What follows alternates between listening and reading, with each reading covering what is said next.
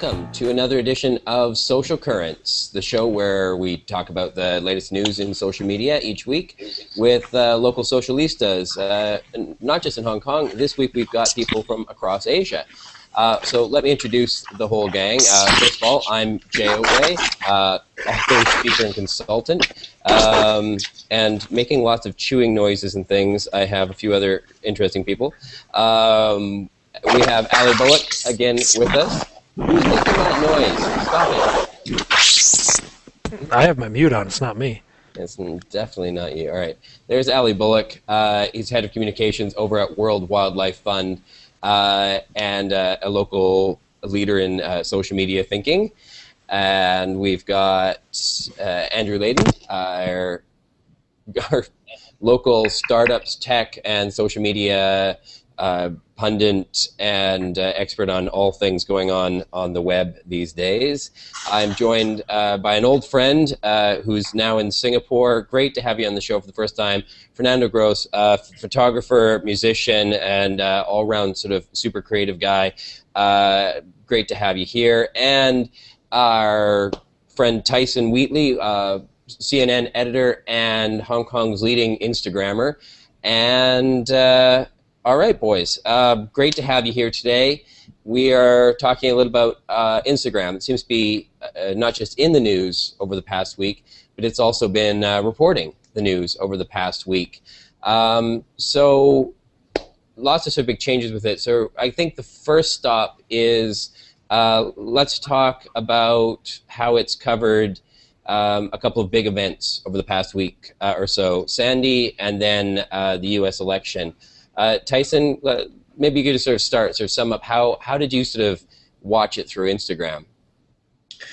Yeah, it's interesting. Right as Sandy was sort of pelting the East Coast, I think here in Hong Kong, I think most of us were still kind of asleep. We sort of woke up to, or at least I woke up to, some interesting things in my Twitter feed and my inbox, and also like my Instagram feed, which was a lot of people talking about what was happening on Instagram. There was a lot of articles out already sort of predicting this could be a watershed moment for Instagram. And then, of course, Kevin Systrom was at I think he gave a quote to Mashable and some other people basically saying that,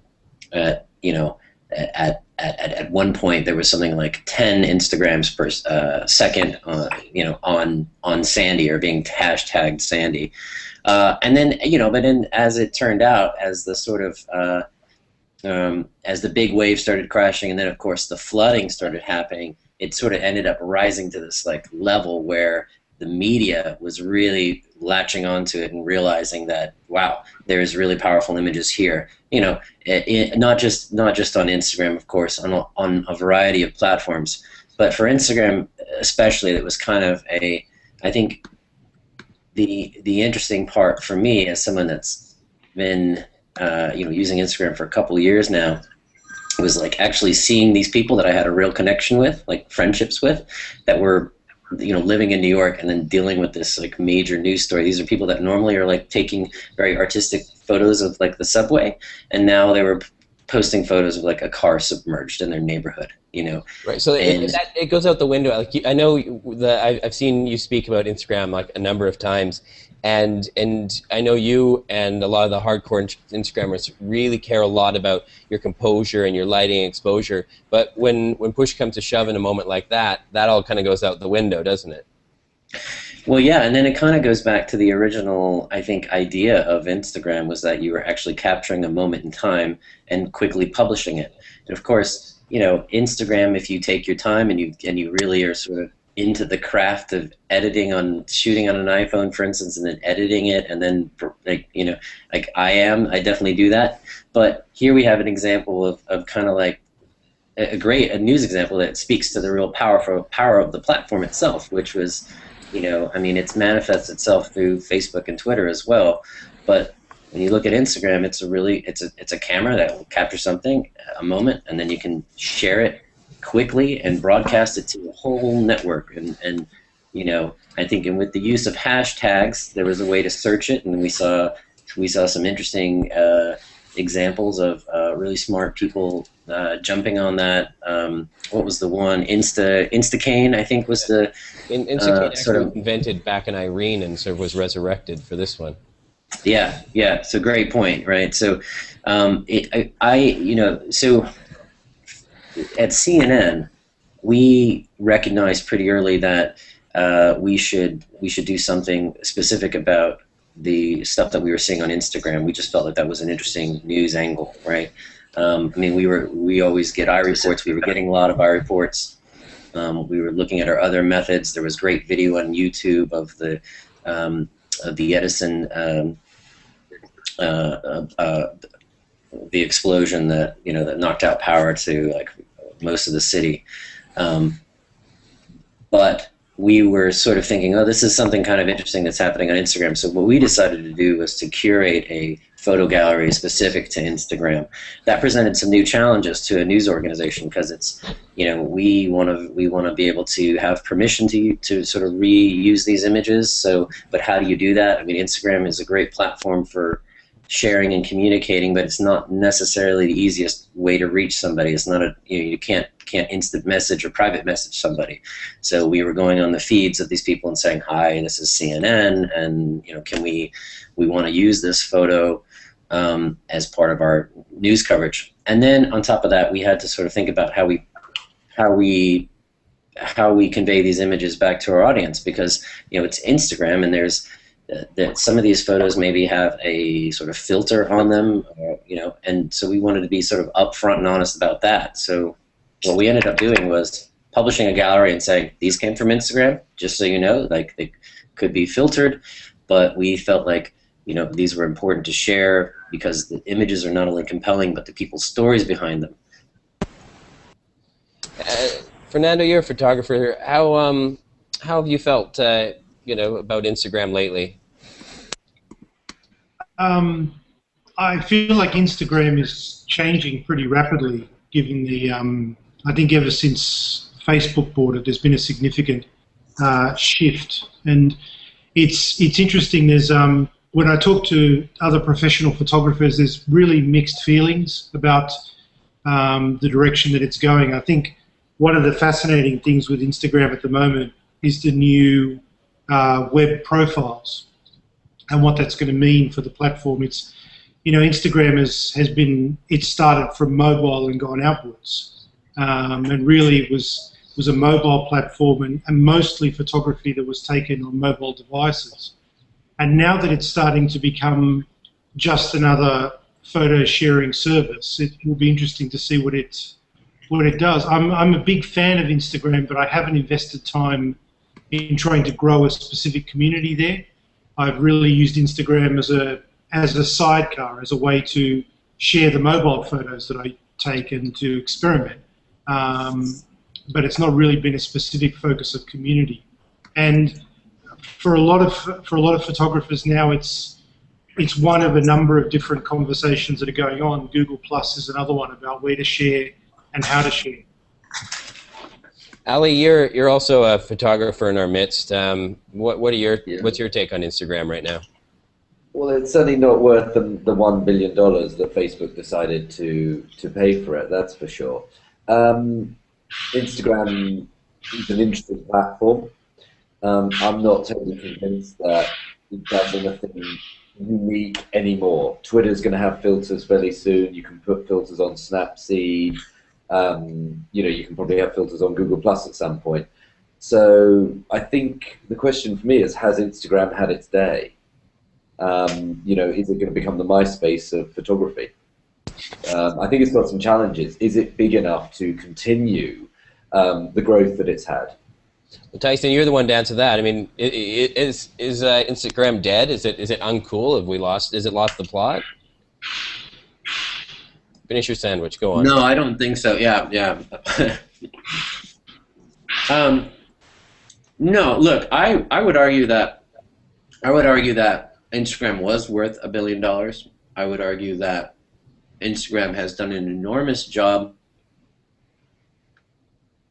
growing at an enormous scale, and they are hiring more people. They've been very careful not to add too many pieces at one point. that seem to be really smart with every step of the way. Their updates seem to have a logic to them. They point to sort of smart strategic growth, in my opinion. Like, for instance, I think switching over, like, so the most recent update was the web profiles. I think that puts them in line to potentially become like that gives them the opportunity to eventually become sort of a web platform where, they could potentially make revenue off of that. Of course, right? Like, yeah. Like, you started in the beginning, in the days when Instagram was just one app with a bunch of filters, right? And right. And you guys, you're still very much against like somebody shooting with their SLR and then processing the pictures somewhere else and then pushing them into Instagram. And the web platform is just going to open that up like crazy. People are going to be bringing pictures in from anywhere now, right? Like, forget about coming off your iPhone. Like, this stuff's coming from anywhere. And I mean, I know you like to use lots of phone apps, but I mean, purists, real Instagram purists, are like, who still believe that you shouldn't even use an app or a filter outside of Instagram itself. I mean, what is this? Are there like real like hardcore purists? It doesn't matter. Look, I'm friends with some of those purists, and to a certain degree, I'm a purist. You know that. Like, I've spoken to you about this a couple times. Like, but that's just the way I feel, and I don't, I don't know that I'm in the majority at all. Probably not. So, in a way, yeah, there was a very special moment when Instagram was really just for people with an iPhone, right? And it was only a mobile thing. And there was a moment, where I think it was the community as a whole was taking this idea very seriously. This idea of like, we want to perpetuate mobile photography as a thing and as a community. But Instagram has evolved to become much more than that. It's much bigger than that. And so, like, it's, now those people that exist are still taking Instagram seriously, but they're just part of that's just one part of a larger community. Now it's like, it's celebrities are there, and athletes are there, and news organizations are there, and brands, like so many brands are there, and some of them are having a lot of success. And so, and there's like millions of like little tweens that are there, and they're following their favorite bands, and and then there's people like me that are just like trying to take artistic shots of Hong Kong, but I think there's room for everyone there, and there may have been a point where I was kind of a little upset about oh, now it's going to be Android, now Facebook bought them, it's going to we sort of knew, but what Jay, maybe I think you and I were talking about the example on Twitter, right? I think maybe you brought this example. Great example. I started Twitter like in January. It'll be 6 years for me on Twitter, and that means a tremendous amount of change. Twitter today is absolutely nothing like it was in the beginning, and I know where you're coming from on this. I would say the same about Twitter as you're saying about Instagram. Yeah, sure, it's a place for everybody. There's room for lots of different people to use it in lots of different ways, and obviously I enjoy seeing it being used as a real-time pulse of the world in like major world events that have been going on in the past week or so. Twitter's still an amazing tool, but it's nothing like it was in the beginning. I don't find it nearly as exciting because it is so big. It isn't as cool because everybody's there. There was an old expression a New York I think restaurant reviewer once used that said, "Oh yeah, nobody goes there anymore. It's too crowded." And I think that's sort of the problem with these things. Fernando, you're nodding your head. Do you feel the same way? I do. I think there's a very big what's the point question that's going to come up, and a why bother sort of question that's going to come up. The filters we mentioned the filters before. They're really only a small part of what Instagram had to offer. And I think it's quite right that you'll have filters on Twitter. Google has bought Snapseed, so you're going to see some version of the Snapseed filters in a G+ mobile platform at some point in the future. Instagram was really about a community around mobile photography. I think the moment that you move away from the mobile photography, it then raises a whole bunch of questions of what it is that you're sharing. And I'm not going to argue against the popularity. It's going to continue to be popular. But for serious and serious hobbyists to professional photographers, Instagram is a kind of crappy way to show your work. There's definitely people posting photos taken with Hasselblads and $60,000 medium format cameras on Instagram, but what's the point of doing that? The web profiles are great, but as a photographer, you want some sort of control over how you share your photos, and Instagram is going to give you limited control, and that's really the problem with a lot of the social platforms. Pro photographers walked away from Flickr in pretty big numbers a few years ago because Flickr stopped innovating, and it was an ugly place to share your photos. 500px became the flavor of the month for a while, but then they introduced systems that you lost your control, and they've got that naff little ranking metric thing on there. G Plus has had a really hard push with the G Plus Photographers Conference, and Scott Kilby has come on board to push that. But G Plus on the web is still pretty ugly. On mobile and iOS devices, it looks fantastic now. So, as Instagram becomes another web platform, well, you've already got Pinterest, you've already got Flickr, you've already got 500px, you've already got Google+. What will make Instagram unique, and who will want to play in that environment? It's an open question. I'm not all that optimistic, but I'm wondering who's going to want to be there. Andrew, why are we sharing so many pictures? Why? Why? What's wrong with 140 characters? Why have we abandoned the text? Honestly, I'm bored silly with Instagram. It's a feature, not a platform. And many of the people I follow, it reminds me of that line from Lost in Translation when she's like, "I really don't know what I want to do with my life. Maybe I should be a photographer, but then I just take stupid pictures of my feet." I feel that way a lot of times when I look through my feed. I'm like, yeah, that's a really nice dish of pad thai. Ooh, exciting. But I don't know, though, but people like to share these things. I don't know what it is. When you sit down and you have a meal, you almost feel this urge to take a picture of it for some reason. Why is everybody? I don't know why. Why does the camera have to the phone eat first? Like it's the new Asian prayer. Well, not just Asian, it's worldwide. And I think, Tyson, you've talked about that, right? About why people are always sharing their food pictures or something like that. I don't know. Tyson, what it is. you have a rant in one of your presentations where you what is it that you're not supposed to take pictures of? Yeah, your feet and your food and your dogs and cats and. Oh, Allie. You're out of luck, Allie. Allie, stop taking pictures of damn dogs. Yeah, but what I do. Allie, you actually take pictures of cats, though. I mean, not cats, but dogs and well, whales and things. Well, what are you shooting like when you shoot animals? You're not using your iPhone, are you? No, I mean, look, the iPhone is never going to cope with lions and dolphins and things like that. It's just not a device that can do it.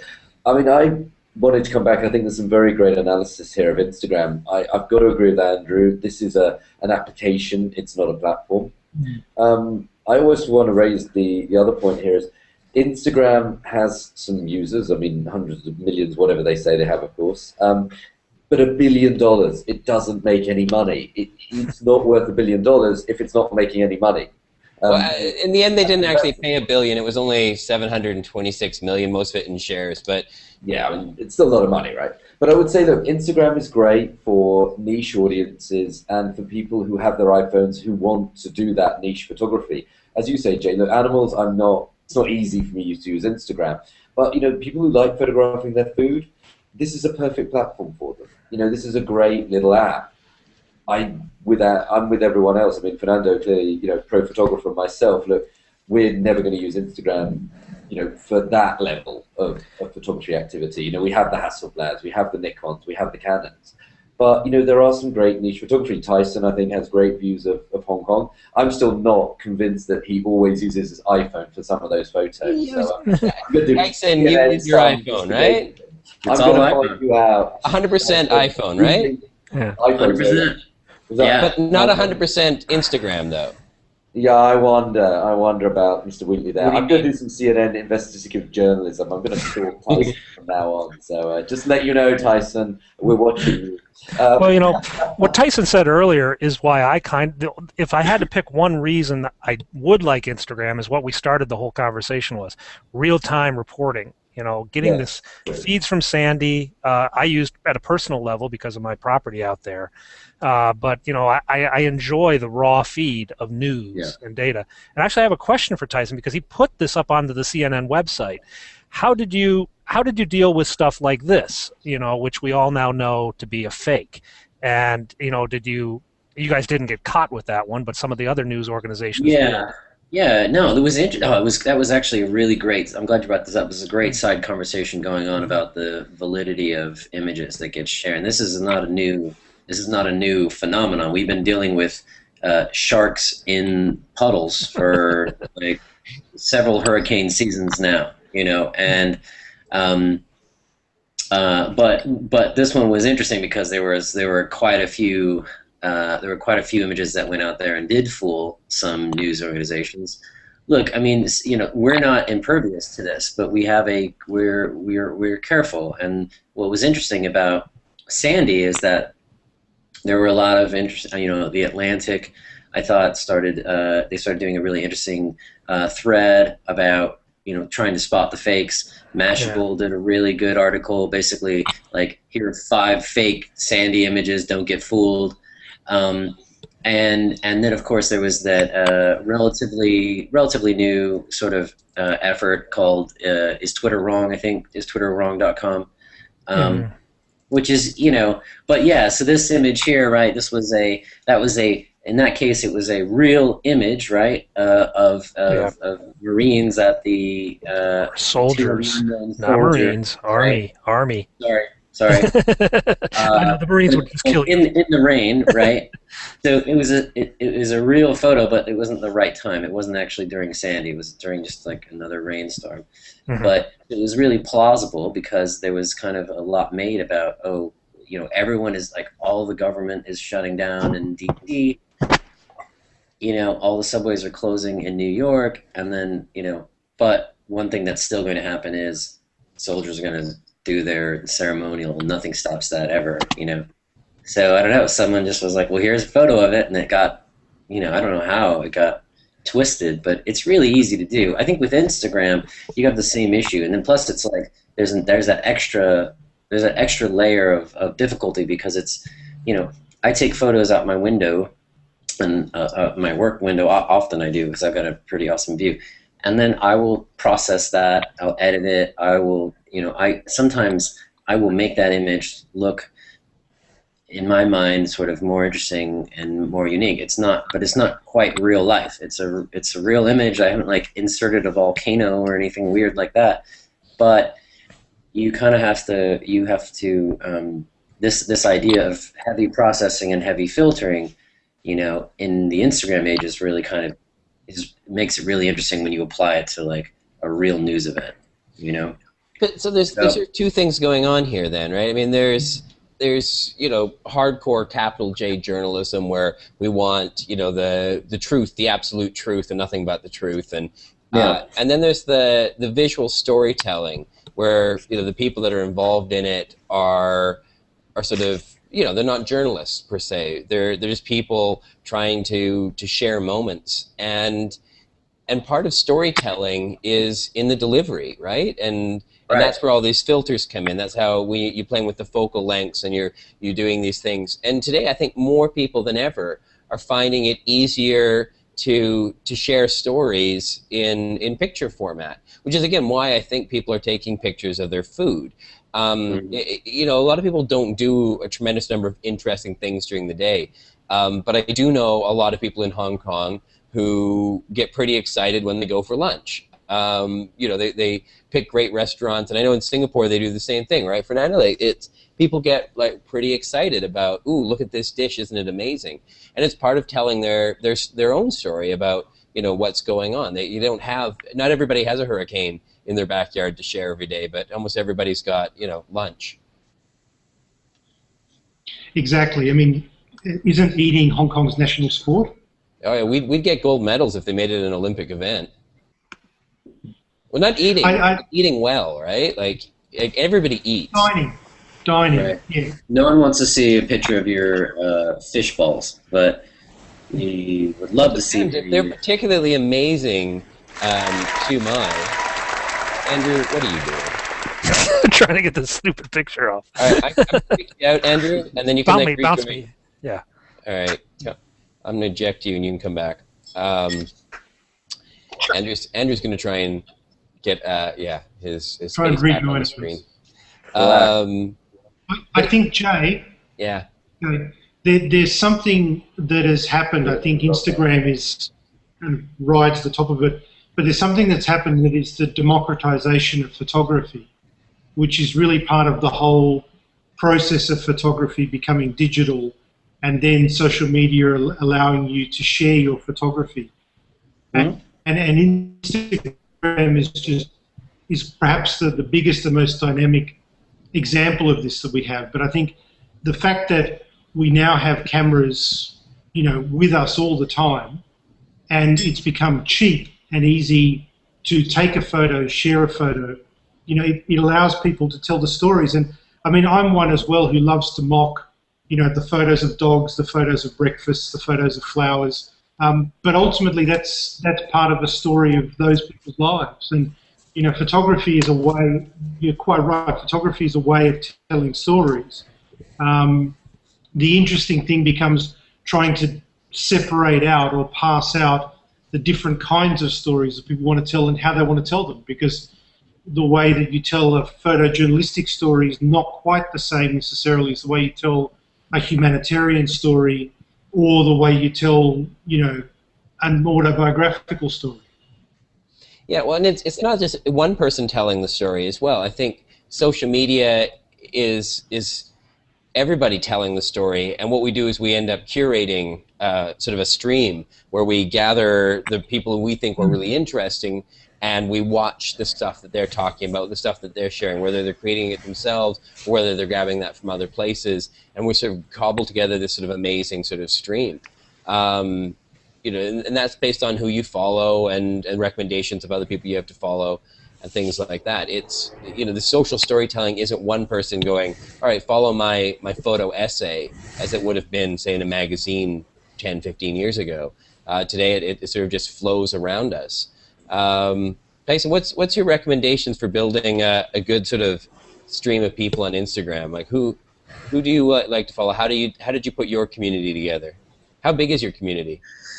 Well, I don't know. I have 260,000 followers. The vast majority of those people are not.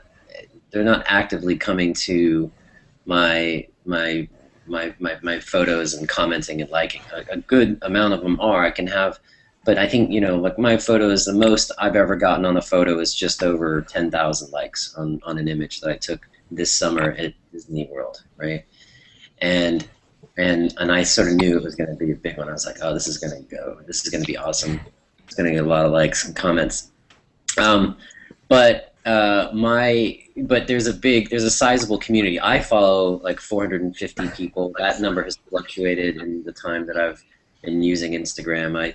I don't do this like continuously, but I do like remove people that I stop following people and I start following new people. I try to manage it at around 450, which is, I don't recommend you anyone following that many. I think you should cap it at 200, frankly, because anything after that, you start to just kind of like, you miss things all the time, But I mean, my recommendation for anybody that like wants to develop a community on Instagram is to be consistent and to really think about and self-edit in terms of like what photos you want to put out there and what you want to say with this image. I mean, I spent a lot of time looking at other people's feeds and kind of trying to like I think probably the successes that I've had have been largely just like mimicking like really, really amazing people that I've met on Instagram, sort of being really influenced by what I see them doing. And I really lucked out in that I had just got into Instagram right when I first moved to this city. And so it was kind of like everything was just like a eye-opening experience. Like I just got here and I was like, holy crap, look at that building. Holy crap, look at that man without a shirt. Holy shit, look at that ferry. Like the city's amazing, beautiful. It's very photogenic in my opinion, and it just kind of it became my way of documenting my new life here, and it worked for whatever reason. That story worked for people that came across my feed and they realized like, oh, here's a guy that just moved to Hong Kong and he's like loving living in Hong Kong, and experiencing this new place. And of course, there's the whole Insta-yay thing, which was like a big part of it. Like I actually met people in real life through the Instagram app, and we created a club, a group of people, and we all go out, once a month and shoot photos together on Instagram. But it's gone even way beyond that. So last night, and the reason I'm a little groggy this morning is last night I was out drinking with like the members of this really awesome band called Grizzly Bear, and they just happened to be in Hong Kong for a 24-hour flight delay, and one of the band members just happens to be on Instagram, and we follow each other, and he was just like, hey, I'm in town. And so this is someone who I met in real life for the first time. We've been following each other on Instagram for months and months and just sort of mutually liking our photos, and then all of a sudden there's like, hey, we're in town, and it just felt so natural to be like, yeah, we're Instagram pals. We should meet in real life and hang out, and we'll probably enjoy it. And you know what? We had a great time. And that Same happens. thing in New York. I've heard that story. No, you heard it. I've experienced it myself. But that is such the sort of the common sort of social media online to offline story today, right? Like that happens right. It's happening right now somewhere in the world. It's happening every day. One of the most exciting things I think about social, and what I think a lot of people forget, is that it isn't just purely this online thing, but that it actually creates real relationships between people, that the social part of it is actually more important. And I think what we need to get over here is that, and I think to Ali's point earlier, that this is not, unto itself, the app doesn't matter, the pictures don't even matter, but I think it's that community that matters. It's the people you meet, the people you hang out with. I think you're dead right, Tyson. 200 people might even be too many. I mean, Robin Dunbar says, the number is 150. But yeah, you're right. After that, it all starts to get fuzzy and blurry. And it's all about those people. It's the people at the end of the day that I think really matter, not so much the pictures. They come and go. Speaking of which, though, want to sort of wrap up, and at the end of each week, we sort of try and share anything that we sort of really liked from the week, anything that we thought was really big. And I wanted to put this one up on the screen and just point out that this is now, if you guys want to see that bigger, just click on the little box at the bottom there. The Obama hugging his wife picture, tweeted it out with the words 4 more years. It is now the most retweeted picture, most retweeted tweet ever. And if you think you're 10,000 on your Disneyland picture or something, this one is just about to go 800,000 retweets, which is pretty insane. It was 22 minutes, Jay. Yeah, it broke the record in 22 minutes. Well, it's not done yet. That's the thing. Like I keep checking in on it. It broke the record, and the number when it broke it was like 250-some thousand, right? And I'm just saying it's still being retweeted. It's close to 800,000 now. Imagine his cloud score. Oh, actually, I'll tell you his cloud score is. It shows in my thing. It's Jay, did you see also 99? Did you see that photo is also the most liked photo in Facebook's history?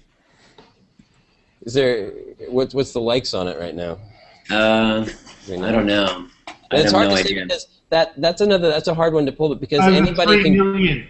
Yeah, but anybody can post it anywhere to get likes on it, right? So you'd have to have some way of aggregating all the likes. I mean, the same with the retweets on this. If other people had taken this picture and put it up, I mean, it probably picked up more retweets, unofficially. But even the favorites on this is like more than 250,000 favorites. Like, that's mad. Yeah, let's see. So, I mean, I think you could just call it's the most shared photo ever. It's got to be. Which, okay, photographers, I mean, weigh in. Is this the best photo in the entire world ever? The smug filter is on. Ouch. I think what you have to say about the photo is one thing is whether or not it's a great photo. The other thing is the moment at which the photo was shared. Yeah. And I think what was interesting was that when this photo came up, it's obviously a highly emotive, highly charged moment, but it is such an emotional photo to put into that moment. So instead of putting a, we won kind of photo, right, you have a really deeply intimate photo, and it's like this intimacy is being shared with you at a moment of triumph. It's an incredibly powerful piece of messaging to put out there, and I think that's kind of why it worked, because it's a great photo, but it's also a very unexpected photo at that time. Yeah, I think it's like the Sansa Iwo Jima photo. I mean, with the guys raising the flag. Was it Iwo Jima? Yeah, I mean, that's nothing without the context that goes on. I mean, this photo, I mean, it's a guy hugging his wife, but the minute that it was put up in the context, and it goes back to what we were saying about the news filtering value of Instagram, that's what's really pushing it to a higher level, I think.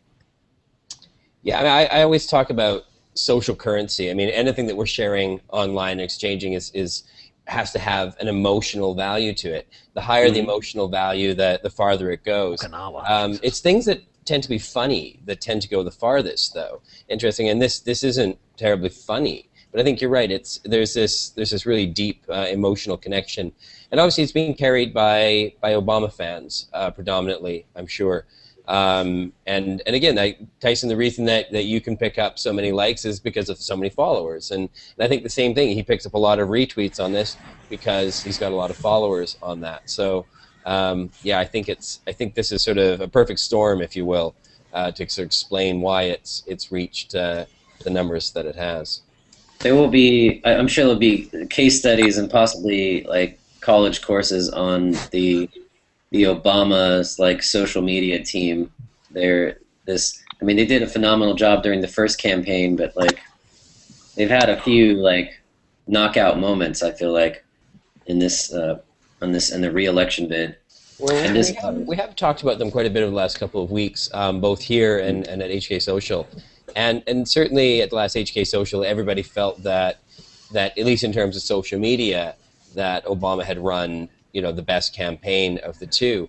Everybody at that point wasn't convinced that was going to be enough, though. That those the people who notice social media aren't exactly the people who always go to the voting booths. They were this time. Yeah, well, this certainly seems to. Yeah. The other one I don't have with me that I'd like to share, Nate Silver.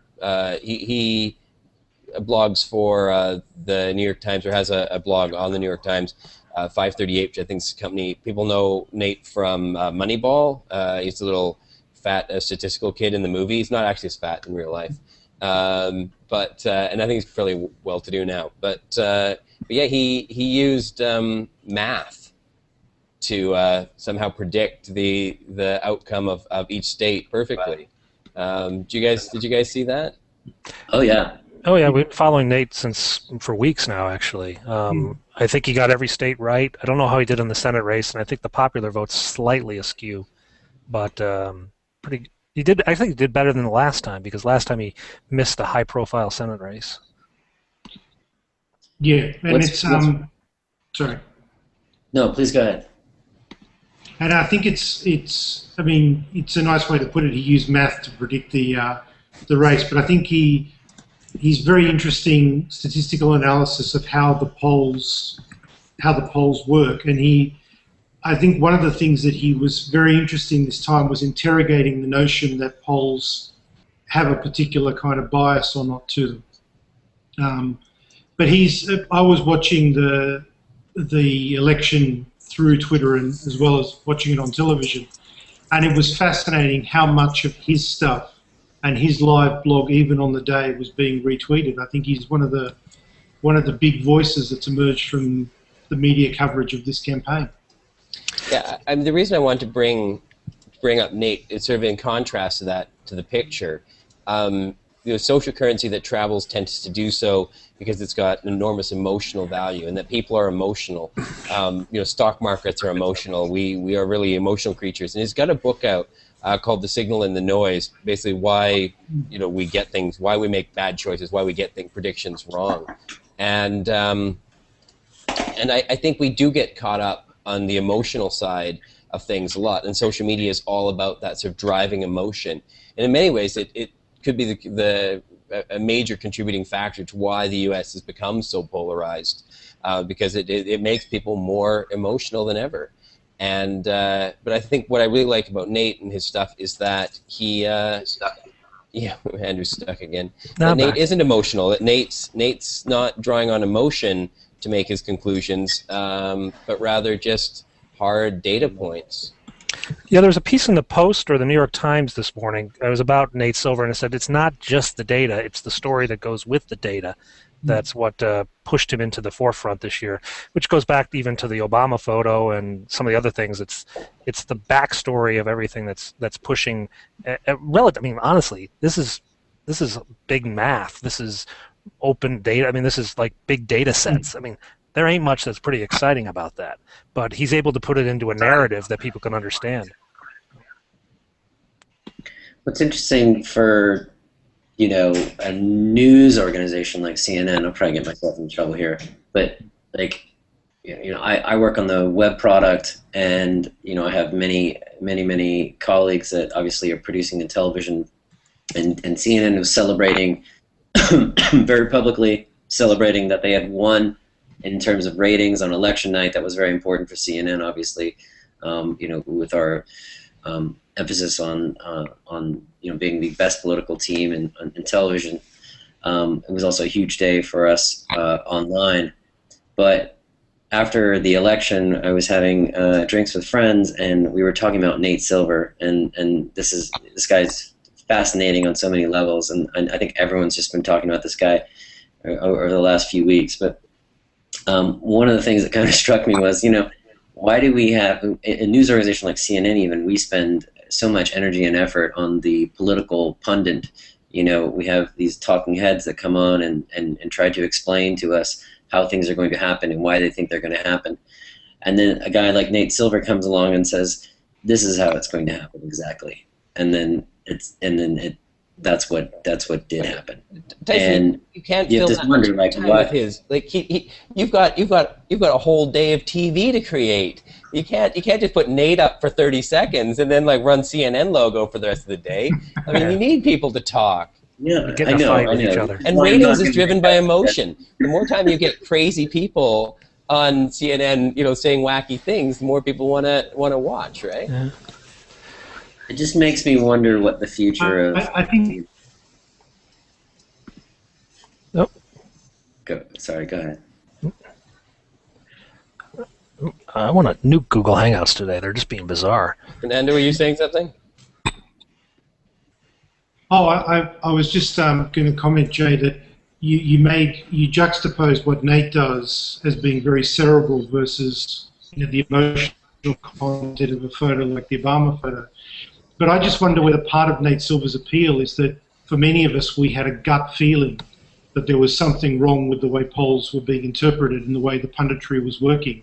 And it's kind of like his fact-based approach sort of shed light on the process of political punditry. So I'm just trying to say I'm not sure whether actually Nate's appeal is purely cerebral or whether there's a kind of intuitive appeal to what he did as well. All right. So we're going to have to wrap up our conversation there. It's been great having everybody with us today. A big thank you to Fernando Gross in Singapore. Thank you for joining in today. Great to have you. Andrew Layton here in his secret hangout in Mid-Levels. Always good to have you on board. Mm-hmm. And of course, Ali Bullock from his Save the World bunker deep beneath the Peak Tram Station. Rabid Panda bunker. And are you underneath the Peak Tram Station today, and the Peak Tram today? Jay, I can't tell you because I'd have to kill you. Oh, I see. All right, secret. So anyways, Panda yes. bunker. No one can ever know where it is. So again, yeah, thank you, Ali, Andrew, and Fernando. Great to have you guys on board. Also, a thank you to Tyson, who had to pop out. Great to have him with us again today.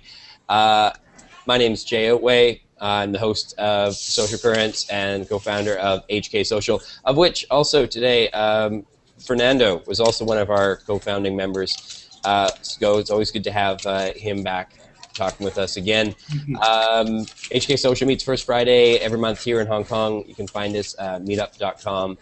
/HK Social. That little bit will be here on the screen somewhere. And yeah, please stay tuned. We're back here live every Friday, 1 p.m.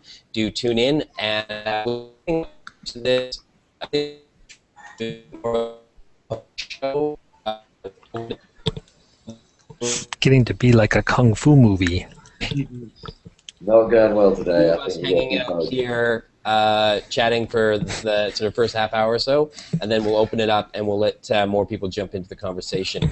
But anyways, thank you all for tuning in, and we will see you again soon. Say goodbye, everybody. Bye. Bye.